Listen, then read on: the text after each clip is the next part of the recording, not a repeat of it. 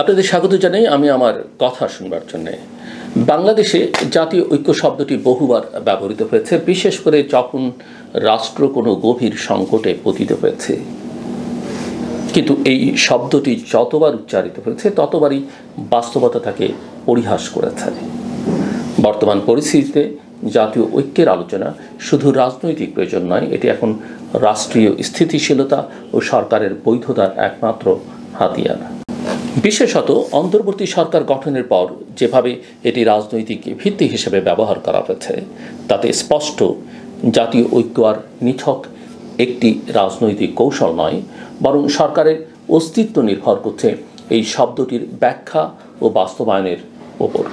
2024 সালের July August গণ অভ্যুত্থানের মাধ্যমে শেখ হাসিনার দীর্ঘমেয়াদী শাসনের পতন ঘটে। সেই রক্তাক্ত উত্তাল প্রেক্ষাপটে দেশে এক অস্বাভাবিক শূন্যতা তৈরি হয়। প্রধানমন্ত্রী দেশ ত্যাগ করেন, রাষ্ট্রপতি কার্যত গৃহবন্দী, প্রধান বিচারপতি ও বিচারপতিরা নিরাপত্তাজনিত কারণে ক্যান্টনমেন্টে আশ্রয় নেন। তখন সেনাপ্রধান ও রাজনৈতিক শক্তির সমন্বয়ে অন্তর্বর্তী সরকার গঠিত হয়, যার নেতৃত্বে আনা হয় নোবেলজয়ী ডক্টর মোহাম্মদ ইউনূসকে। এই সরকার গঠনের সময় কোনো সাংবিধানিক ধারা অনুসরণ করা হয়নি, বরং পরবর্তীতে সংবিধানের 106 অনুচ্ছেদ অনুযায়ী সুপ্রিম কোর্টের আপিল বিভাগে একটি রেফারেন্স পাঠিয়ে সরকারের আইনি ভিত্তি নেওয়ার চেষ্টা হয়। কিন্তু রেফারেন্স পাঠানোর সময় প্রধান বিচারপতি ক্যান্টনমেন্টে, আদালত কার্যত অচল। এই পরিস্থিতিতে তার আইনি ভিত্তি আদৌ কতটুকু গ্রহণযোগ্য তা নিয়ে বিতর্ক রয়েছে। এই কারণেই ডক্টর ইউনূস সরকার প্রথম থেকেই জাতীয় ঐক্যকে রাজনৈতিক বৈধতার প্রধান শর্ত হিসেবে তুলে ধরে। আওয়ামী লীগ ছাড়া প্রায় সব রাজনৈতিক দলকে একত্র করে জাতীয় ঐকমত্য কমিশন গঠন করে একটা প্রক্রিয়া শুরু করা হয়। এতে প্রায় 30টি রাজনৈতিক দল অংশ নেয়।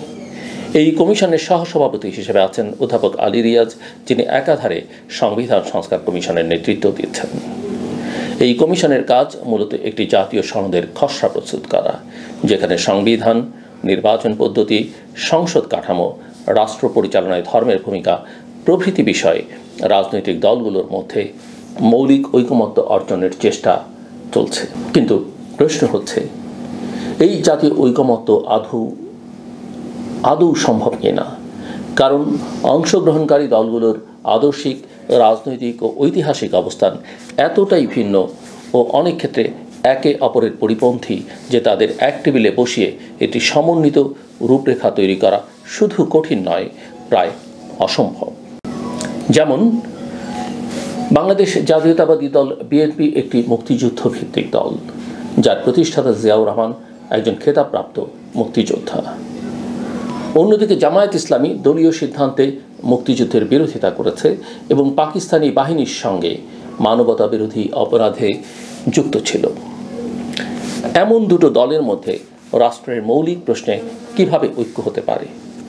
যদিও 90-এর দশক থেকে ভোটের রাজনীতিতে তারা জোটবদ্ধ হয়েছে, কিন্তু আদর্শিক বিভেদ কখনোই গোচেনি। শুধু জামায়াত নয়, ইসলামী আন্দোলন বাংলাদেশ যেভাবে শরিয়া আইন, তালেবানি মডেল ও ধর্মভিত্তিক রাষ্ট্রের স্বপ্ন দেখছে, তা আধুনিক রাষ্ট্র ব্যবস্থার সঙ্গে সামঞ্জস্যপূর্ণ নয়। এদিকে অভ্যুত্থানজয়ী ছাত্র নেতাদের সংগঠন এনসিপি আবার নিজস্ব এক ধারা প্রতিষ্ঠার চেষ্টা করছে। কিন্তু সাম্প্রতিক মার্চ টু গোপালগঞ্জ কর্মসূচিতে মুজিববাদ মুর্দাবাদ স্লোগানের মতো কর্মকাণ্ড তাদের রাজনৈতিক পরিপক্কতা ও দায়বদ্ধতা নিয়ে প্রশ্ন তোলে।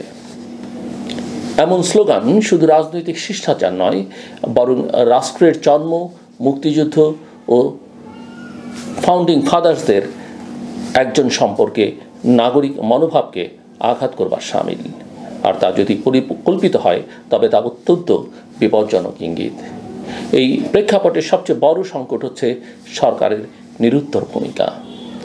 গোপালগঞ্জের সহিংসতা, এনসিপি আওয়ামী লীগের সংঘর্ষ, সেনাবাহিনীর গুলিতে মৃত্যুর ঘটনা, এসব কিছুর পরও ডক্টর ইউনূস কোনো সংবাদ সম্মেলনে আসেননি।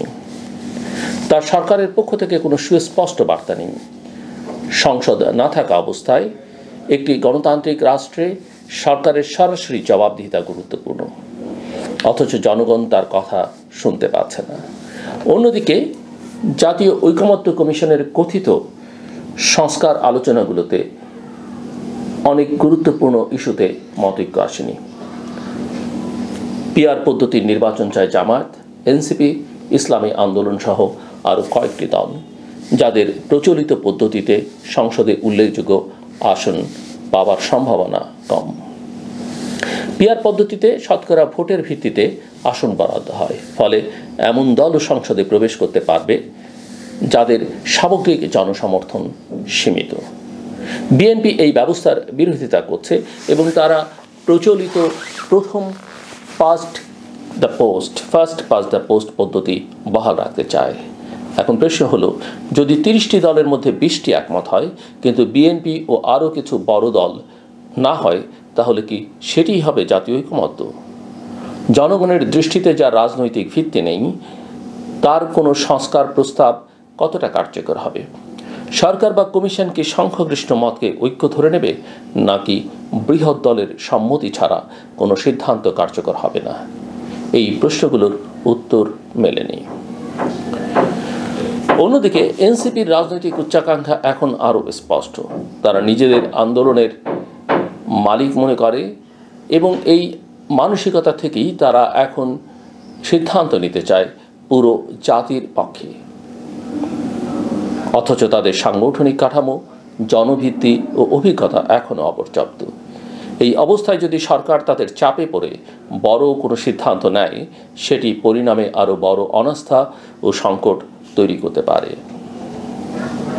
এখন সময় এসেছে অন্তর্বর্তী সরকারকে নিরপেক্ষ নির্বাচন আয়োজনে মনোযোগী হবার। জাতীয় ঐকমত্য বা সংস্কারের দোহাই দিয়ে সময়ক্ষেপণ বা কোনো এক পক্ষকে সন্তুষ্ট রাখতে গিয়ে বাকিদের বিরূপ করে তোলা, এই ধারা যদি চলতে থাকে তবে তা দেশের জন্য আত্মঘাতী হবে। এটি গ্রহণযোগ্য নির্বাচনের মাধ্যমে নতুন সংসদ গঠিত হলে তবেই সংবিধান বা রাষ্ট্র কাঠামোর সংস্কারের বিষয়টি প্রাসঙ্গিক হবে। সেই সংসদই জনগণের প্রকৃত প্রতিনিধি এবং সেই সংসদই সিদ্ধান্ত নেবে কিভাবে রাষ্ট্র পরিচালিত হবে। জাতীয় ঐক্য যদি অলীক কল্পনা হয়, তবে তা স্বীকার করে বাস্তবমুখী পথে হাঁটাই হবে প্রজ্ঞার পরিচয়। না হলে এই ঐক্যের মোহেই দেশ আবারও অস্থিরতা, সহিংসতা ও চরম অনিশ্চয়তার দিকে ধাবিত হবে। তাই এখন দরকার এক সুনির্দিষ্ট ঘোষণা, অবাধ, অংশগ্রহণমূলক, নিরপেক্ষ এবং দ্রুত নির্বাচনের রূপরেখা। এই পথেই বাংলাদেশের গণতন্ত্রের পুনর্জাগরণ, জনগণের আস্থা পুনর্গঠন এবং সরকার প্রধানের নীরবতা ভেঙে তার নেতৃত্বের প্রমাণ হতে পারে। আমার কথা শুনবার জন্য আপনাদের অসংখ্য ধন্যবাদ। আপনাদের সবার জন্য শুভকামনা।